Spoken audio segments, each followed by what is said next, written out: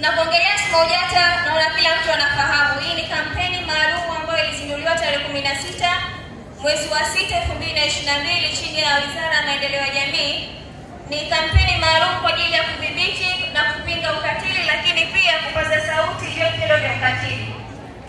Kutumia siku hii ya leo, siku ya maadhimisho ya wanawake duniani, naomba nitoe rai na kuwaasa wanawake